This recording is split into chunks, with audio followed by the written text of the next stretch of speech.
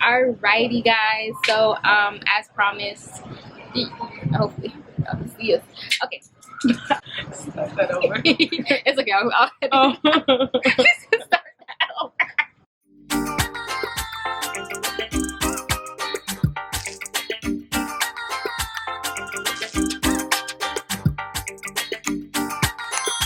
So I wanted to answer the questions about teaching that I did say I was gonna make a video on it, and so here I have a fellow teacher. Okay, so she's gonna help me answer these questions for you all. All right. So the first question, so I had asked on Instagram. I had made a post like asking, you know, what were some questions that you guys may have about teaching, since it was like Teacher Appreciation Week that week, whatever. Anyways, so the first question is tips for first year teachers. So I guess like 3 tips you have for first year teachers. Don't give up. Realize that your first year, the years to come will always be better. So whatever you're going through, you're not alone. And also, less is more. So a lot of teachers like to go in and feel like they have to do everything that you're told, but just remember that you can only do what you can do. So, you know, take every day with a grain of salt, take every day, you know, do the best you can. Ask for help. I feel like a lot of times you are afraid to ask for help because you don't really know anybody, but trust me, everybody's going through the same thing. Just because you're new does not mean that all these other teachers are, you know, exempt. Everybody's going through the same thing, so ask for help. Okay, that was 3. I don't know. Don't give up. Less is more. Ask for help. There we Boom. go. There you go. For me, I would say first year teachers, it's okay to cry. It's okay to cry. Okay. Yes. It's okay, just not in front of the kids. Don't Right. cry in front of the kids. Okay, don't break. But it's okay to cry on your planning. It's okay to cry. All right. 2, it's gonna get better. It'll get better. It'll definitely get better. And 3, build relationships. Definitely build relationships. So My big bought me these, by the way. Y'all. yeah. So the question was asking Florida qualifications versus New York. Oh my gosh, I'm so sorry. I do not know.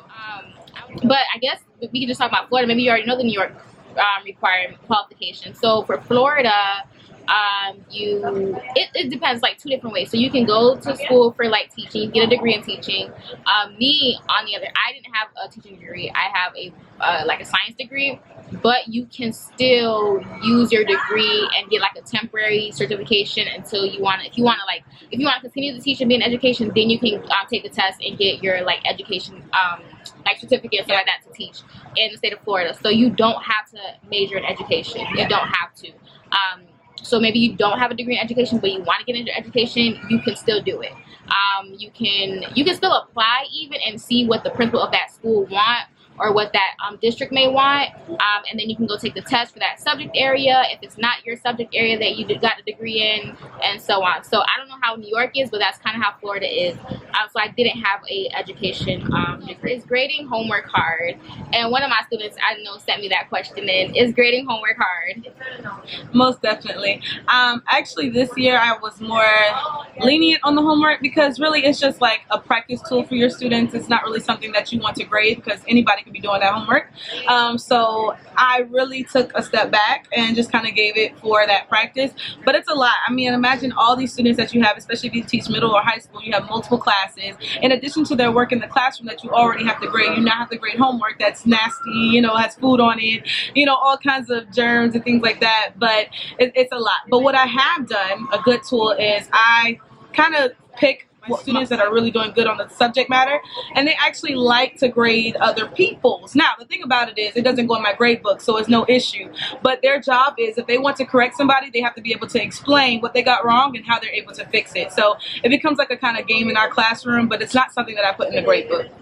Is grading homework hard? It depends. So I had like 145 students. So yeah, it can become very taxing to grade all these homework. But I mean, is it hard? I mean, I have a key in front of me, so it's just a matter of like checking off to see if they got it right or wrong. But it does become obsessive when I'm grading 145 students, and then they're wanting their assignment back. Like they're like, Mr. Gray, did you grade it? Didn't get. Listen, you're gonna have to get it next week, boo. I'm sorry. Like, you know what I mean? But it's easier to kind of like classroom grade or whatever, when you give, like, you just randomly give each student a thing and you go over it in class. I found that to be easier, so the student can get their homework back right then and there to know where they're, you know, falling short in. So classroom management tips. Oh, this is a good one. A lot of teachers think they can go in and just do what they learned in college and just start teaching. But if you do not build relationships with your students and build that rapport with them, you will be miserable. That is so important. Another thing is just making sure that you believe in your students, even when they are showing out and showing their behinds. Like, really, truly see the best in each and every one of them. And that's really going to help with your classroom management. Because from there, you're going to know what they're like, what they like. You're going to know their interests. And you're going to be able to incorporate that in your lessons and in your classroom, which is going to make them really engaged, really excited, and you won't have to worry about saying, Johnny, sit up, Johnny, go, whatever the case is. I'm using Johnny, but you can replace that name with anybody. So it's just really important to know your students and to also let them know you. Like, if you know that some certain things trigger you or that you get upset about certain things, let them know your expectations. Make your expectations clear from the beginning, and then you won't have any issues. And if you do, don't always call the office. I mean, that's not a good look. So try to figure out what you can do, even if you have to ask another teacher, like some tips or strategies. And one that I always do, I teach elementary, so I guess it's kind of childish, but I tell my kids that there's a camera in the classroom. So I'll be like, hey, I'm headed out, you know, if there's a substitute or something, and I'm like, all right, I'm watching you guys, and they're always on their best behavior. So that's just like a little tip that you could always use. Okay, that's good. I would say definitely involve the students in how you all want the classroom to flow, because sometimes if you're like, okay, this, it seems more like a dictatorship, and I run my classroom more like a democracy, and the students, like, they thrive off of that because they feel like they're a part of it. So if someone goes against, like, maybe one of the rules, the bylaws that we've created, it's like, okay, this is what was said, and so this is the consequence for their actions, or, you know, this is not how it's supposed to run, so Mr. Gare, blah, blah, blah, blah. So when they're involved, it kind of makes it better because maybe you're maybe busy with somebody else, or maybe you're grading papers, or you're behind your desk, but someone else in the classroom or the students are holding each other accountable. You know what I mean? So I feel like that helps. And then also, like what Monica was saying about not getting like the admin in, like deans in, especially your first week, first day, it's not a good look because the kids gonna lose all hope in you. Like, you don't know what you're doing. You ain't got it. You don't got it. Okay. And it was definitely hard because there were teachers that was just like, just get the dean, just get the dean. And I was just like, no, like, I'm gonna figure it out. You know what I mean? And yeah, I wasn't so quick to call parents either, just because I didn't want to like bring them in so early on either. You know what I mean? I guess like you can, I maybe to nip it in the bud, but I didn't want it to like the whole year to go off like, I'm gonna call your mom, and they be like, I don't even care no more. You know, you don't call my mom about so many times. You know what I mean? So it's just like, let me do as much as I can in the classroom first before I tell on them, especially if I didn't have that relationship with the parent first already. If I didn't call that parent about their child being good, because parents oh my gosh, when they get a call from a teacher, they already have their like fence up, their walls up, like what they did. Yeah. Are you sure it's them or is it you? Know what I mean? Yeah. So it's like, I don't like to like call home about some bad news, like, oh, you know, Johnny was acting up, Johnny was making joke in class, not paying attention, whatever the case is. I usually like to call first about good news, they were doing good, and then I'm like, okay, look, they was doing good before and now this is happening. So that's how I try to like kind of navigate. So yeah, go ahead. And lastly, you can't let yes, let little things go, but at the same time, if you know it's something that the kids might think, because they're trying you, honestly, in the beginning. So if you see something that you're like, oh no, let me nip this, no, nip it then. Yeah. Make sure that you address it at least, because if not, it starts small, and then that's when the behaviors, they, you know, kind of get worse. So yeah, definitely don't let little things go. Yeah. Like, definitely nip it as soon as you see it. Yeah, she gave me that advice. She was just like, look, it don't matter if they put their head down, but tell them no, because what's going to happen, like she said, they're trying you to see how far they can go, and then others are going to see that and mimic that as well, and then you're going to be like, hold up, wait a minute, it was just one, now it's about 20 of y'all doing the same thing. And then also, maybe I might have failed with like if there was something involving the parent right then and there, because I had another teacher that was just like, I call their mama do not play. And I'm like, I should have called their mom. Yeah. So, you know, so it depends. Like, you have to know the child as well to know, like, okay, is it one that I need to involve the parent right then and there, or is it one that we can figure it out? Yeah. Because, relationships. So tips on building relationships with the student. Let's just start with no labels. When you see a child and you see them exhibiting certain behaviors, instead of calling them bad, instead of seeing them as a troublesome child, start looking to see what their strengths are. Start looking to see, okay, they like to draw. Like if they're drawing in the middle of your class and you're teaching a lesson, well, how about you go see what are they drawing? And see how you can incorporate that into the classroom. You know, all their interests, like we were just saying in regard to classroom management, that is very important. I have a program called Progressive Young Men at my school. I'll teach in elementary again. And one thing that I do with my scholars to build relationships with them is I go to their classrooms. I don't even teach all of them, but I'll go to their classrooms. I'll sit with them at lunch. You know, I'll do like lunch bunches, just to really build that rapport and let them know that you care, because that's where it starts. And you have to be consistent. You can't be one day, oh, hi, how are you? And the next day, yelling all in their face, because they're just going to reciprocate that energy. And you have to remember that you are the adult. So even when they come and they aim low, you still have to aim high and set that example. Yeah.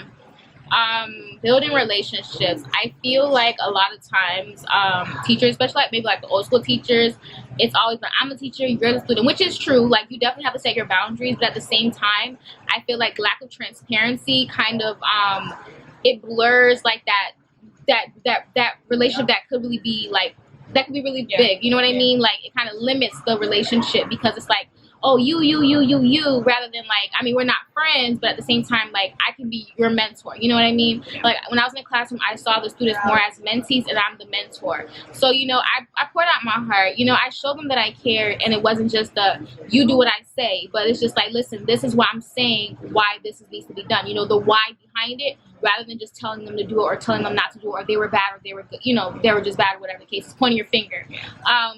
And admit to your mistakes as the teacher. Because if they see that, it's like, oh, well, if she can be wrong, then maybe what I did, I could be better in that area as well. Yeah. Especially like we're young teachers, so the kids are like, okay, you young, like what you got? And I think that kind of also helped with the kids to be more comfortable, a little bit comfortable with coming to us about certain things, or even sharing things, or just having conversations in general. I opened up my classroom to like the kids, like during lunch they would come to my classroom, and so just like us being able to just sit and like have lunch together, that build relationships. And then lastly, building relationships with students that are not your students. I think that's really big, and I think a lot of teachers like miss that, because I would literally say hi to everybody in the hallways. Like the kids, they don't even have me as a teacher. They're like, Miss Lear, you're my favorite teacher. I'm like, you don't even have me for real, like, you know. But building those relationships even in the hallways, if you're on duty, those older students or those younger students, those other grade students. And the reason why I say that is because when they're like, look, don't try Miss Laguerre, and they're not even in your class. You know what I mean? So they'll like have your back. So just don't build relations with the students in your class, but outside your class and in the school as well. But yeah, you'll be like highly respected on campus is what I'm trying to say. Okay, lastly, videos and pictures in the classroom, because Monica's a blogger, and you know, I do YouTube, and I've had videos of like students on my YouTube channel. I mean, I try blurring them for the most part. So how would that be like if someone is also a teacher and videotaping, recording photos? Like, how does that work with admin, parents, etc.? Get your photo releases. It's easy to draft them up, but just get it approved by your admin team, because they know the district policy. You do not want to have a student in your photos that are not approved, because you never know. They could be in foster care, they could, whatever the case is, and then now you're breaking their privacy, you know what I mean? So just make sure that you have that part approved, but from there they can be in videos. Also, you can set up your classroom to where maybe you have a photo zone like I do. So there's certain kids in my class that do not have a photo release, so I keep them kind of in the outside of the photo zone, and then I put my students that do have the photo release in front of the camera. So that's a good tool, but it's also great just to document and go back and look at your own lessons, because only great teachers, they go back and they reflect, and that's how they adapt their instruction based off of what they saw, what they can do better, and you can always do something better. So that's another good tip. Yeah. Well, she just gave me the tip, so Y'all take her tips, okay? Y'all get those photo releases in, okay? Because don't ask me, okay? That's why you see I blur my kids in them photos and videos. But I guess overall, definitely that reflective part that Monica mentioned is very big. Don't ever feel like this is it, this is just how the whole year's gonna go, because literally you'll limit yourself and you'll limit your kids' growth, because every day is something new, and when you come in that one day you learn something that's like, okay, I can implement this tomorrow. Like as I got in there, I noticed like some different periods, like some kids were interested in that, some kids were interested, like my periods were different, because you know I get different periods, so I would tailor my lessons towards this group of kids and their interests and their likings, you know what I mean? So you just got to be willing to just tweak things for the betterment of your students. Yeah, so thank you, Monica, for coming on and help me answer these questions. And I hope that you guys were able to learn and gain wisdom from these tips. And if you are starting your first year this year, I'm praying for you, and you got it, okay? You got it. Just go up in there. You got to be confident, knowing that this is where you're supposed to be at and there's purpose behind it. And yeah, and if you pray, because listen, I had to pray every day. Every day. In my mind, I was like, Jesus, I need you, okay? Okay? It's okay to pray. That should have been the tip. It's okay to pray. Pray. Yes. Pray. If you pray, pray. Yes. Okay? But and yes. make every day better than your last. Yes, for sure, for sure. All right, so we're going to go eat, so thank you.